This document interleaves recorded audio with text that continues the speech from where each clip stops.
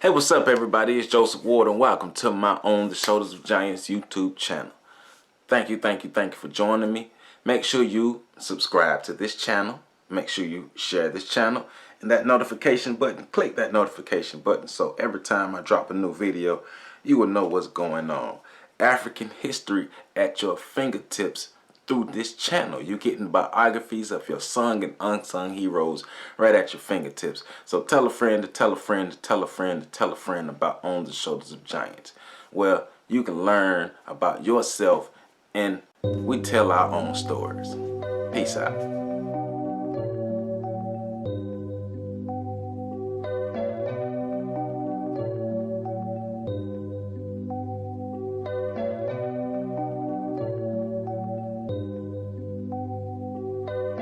The Saramaka people.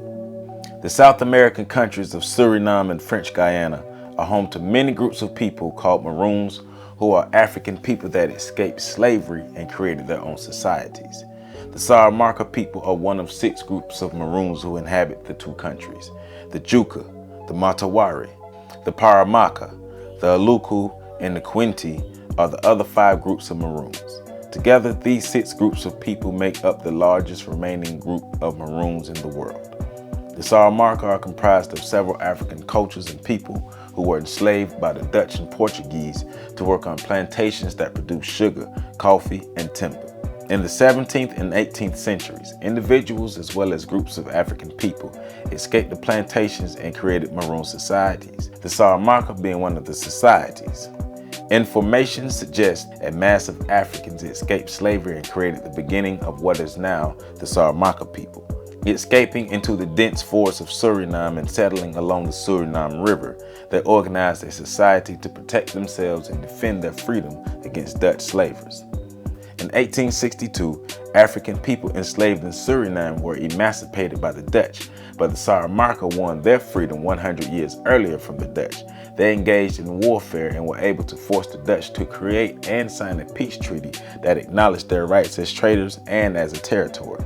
Like other groups of Maroons, the Saramaka were able to retain a number of their African customs and create a way of life close to what they lived in Africa.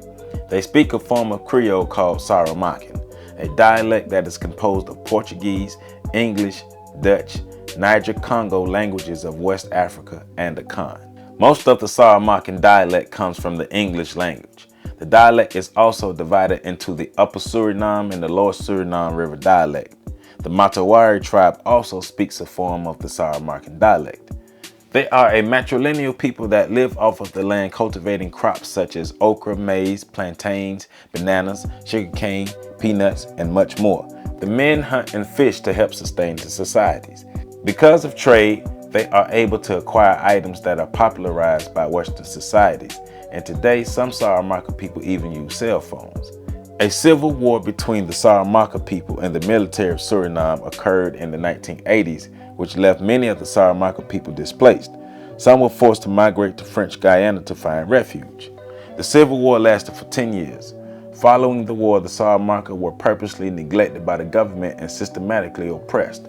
Their lands were being overrun by Peace Corps volunteers, gold miners, and other capitalists looking to make money off of the people and/or the land. The Association of Saramaka Authorities filed a complaint to the Inter-American Commission of Human Rights against the government of Suriname in the 1990s. The case took 17 years, but finally in 2007, the Inter-American Court for Human Rights awarded the Saramaka rights to their lands, rights to decide how the lands would be exploited, and finally they were compensated by the government for damages that hurt them economically. The Saramaka, along with the 5 other Maroon groups of Suriname, are examples of the fierce spirit of African people. Though they were kidnapped from their homeland, enslaved, and dehumanized, they never gave up on their goal of living life as a people free from slavery. They're said to be one of the largest groups of Maroons in Suriname and managed to fight and regain their rights to their lands and their way of living.